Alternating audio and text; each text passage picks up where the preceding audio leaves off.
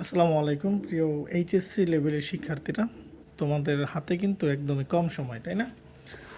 I think তোমরা আর মাত্র 1 থেকে দেড় মাস সময় পাচ্ছ তোমাদের পরীক্ষার প্রিপারেশন নেওয়ার জন্য। সো এই মুহূর্তে যাদের আইসিটি নিয়ে প্রবলেম আছে, ওকে, সো যাদের আইসিটি নিয়ে প্রবলেম আছে তাদের জন্য মূলত আমার এই সিরিজটা কন্টিনিউ করা, মানে আজকে স্টার্ট করতেছি, ইনশাল্লাহ যদি রেসপন্স পাই তাহলে আমি কন্টিনিউ করব। সো এই 1.5 মাসের মধ্যে কীভাবে আইসিটি পড়লে, ধরো তোমার জিরো নলেজ আছে আইসিটির উপরে, বর্তমানে অনেক এমন থাকো না। সো এই 1.5 মাসের মধ্যে কিভাবে তুমি আইসিটিতে মোটামুটি লেভেলের একটা মার্ক জেনারেট করতে পারো, সেই পদ্ধতি অবলম্বন করতে আমি এই সিরিজটা কন্টিনিউ করতেছি। আমি সর্বোচ্চ 20 থেকে 25টা ভিডিও দিব।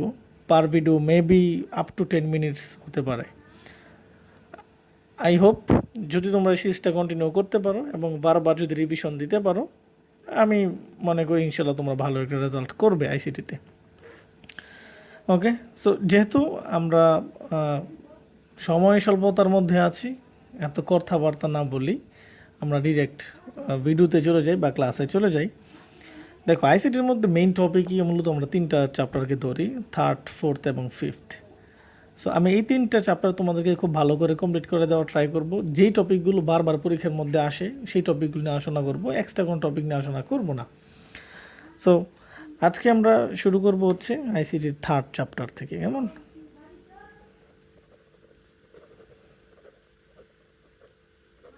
থার্ড চ্যাপ্টারের শিরোনাম তোমরা হয়তো অনেকেই জানো, নাম্বার সিস্টেম এবং হচ্ছে ডিজিটাল ডিভাইস।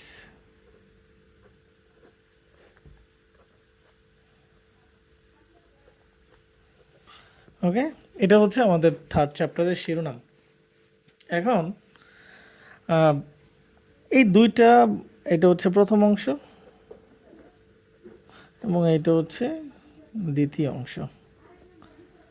এই অংশের মধ্যে নাম্বার সিস্টেমের ম্যাথগুলো নিয়ে আলোচনা করা হয়েছে এবং এই অংশের মধ্যে লজিক গেট নিয়ে আলোচনা করা হয়েছে, যদিও এখানে ম্যাথও আছে কিছু, দুইটাই। ওকে, সো আমরা ট্রাই করতে পারি বা স্টার্ট করতে পারি আমাদের একদম শুরু থেকে। সো টাইপ 1-এ আমরা শিখব হচ্ছে হোয়াট ইজ নাম্বার সিস্টেম।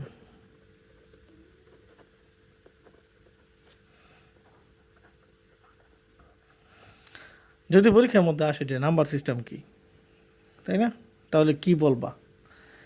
যে নাম্বার মানে কিন্তু সংখ্যা, এটা জানো তো। সিস্টেম মানে কি? পদ্ধতি।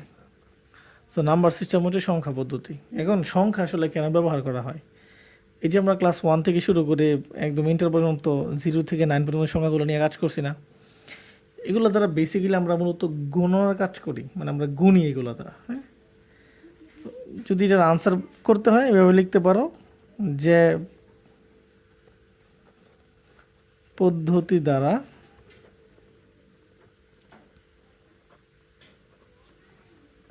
গণনার কাজ করা হয় তাকে সংখ্যা পদ্ধতি বলে। ওকে, এখন সংখ্যা পদ্ধতি নিয়ে আসলে হঠাৎ করে আমাদের পড়াশোনার কি প্রয়োজন আছে? আমরা এতদিন যতগুলো সংখ্যা পড়ে আসছি, মানে যেই সংখ্যাগুলো নিয়ে আমরা কাজ করে আসছি, সেটা একটাই সংখ্যা ছিল, সংখ্যার নাম ছিল ডেসিমাল বা দশমিক পদ্ধতি। এখন ডেসিমাল বা দশমিক বাদেও আমাদের এখানে আরও বেশ কিছু সংখ্যা রয়েছে, যেমন আমি ধাপে ধাপে বলি। প্রথমটা হচ্ছে ডেসিমাল সংখ্যা, এটাকে বাংলায় আমরা বলি হচ্ছে দশমিক সংখ্যা। এছাড়াও আমাদের রয়েছে বাইনারি সংখ্যা। বাইনারি সংখ্যা আমাদের রয়েছে, অক্টাল সংখ্যা, এবং আমাদের আছে হেক্সাডেসিমাল সংখ্যা। হেক্সা নামটার সাথে অনেকেই পরিচিত আছে, তাই না? হেক্সা হচ্ছে 6। যেমন ব্রাজিল প্রত্যেকবার কিন্তু মিশন হেক্সাতে নামে, মানে 6টা কাপ পূর্ণ করার জন্য নামে। এমন মিশন হেক্সা কমপ্লিট করতে করতে তাদের আরও কত হেক্সা পার হয়ে যায়, মানে কত হেক্সা ইয়ার, কত হেক্সা সাল পার হয়ে যায়, তার কোনো ঠিক ঠিকানা নাই। দশমিক সংখ্যার মধ্যে আমরা 0 থেকে 9 টোটাল 10টা সংখ্যা বা 10টা অঙ্ক নিয়ে কাজ করছিলাম, তাই না? বাইনারি সংখ্যার মধ্যে মাত্র 2টা ডিজিট বা অঙ্ক আছে, 0 আর 1, 2টা ডিজিট। অক্টাল সংখ্যার মধ্যে বা অক্টাল সংখ্যা পদ্ধতিতে 0 থেকে 7 টোটাল 8টা অঙ্ক বা ডিজিট আছে। হেক্সাডেসিমাল যে সংখ্যা সেটাতে 0 থেকে 9 এবং এ থেকে এফ টোটাল 16টা সংখ্যা আছে। দেখো এই হেক্সার 6, ডেসিমালের 10, টোটাল কত হইল? 16, তাই না? একটা জিনিস জানলাম, সেটা হচ্ছে যে সংখ্যা পদ্ধতি মূলত এক প্রকারের না। সংখ্যা পদ্ধতি টোটাল কয়টা? 4টা। ডেসিমাল সংখ্যা, বাইনারি সংখ্যা, অক্টাল সংখ্যা এবং হেক্সাডেসিমাল সংখ্যা। এবং ডেসিমাল সংখ্যার টোটাল সংখ্যা হচ্ছে 10টা, বাইনারি টোটাল অঙ্ক বা নাম্বার হচ্ছে 2টা, অক্টালের হচ্ছে 8টা এবং হেক্সাডেসিমাল হচ্ছে 16টা। ওকে, নাম্বার সিস্টেমের পরবর্তী ক্লাস আমি খুব শীঘ্রই আপলোড করব। Till then take care.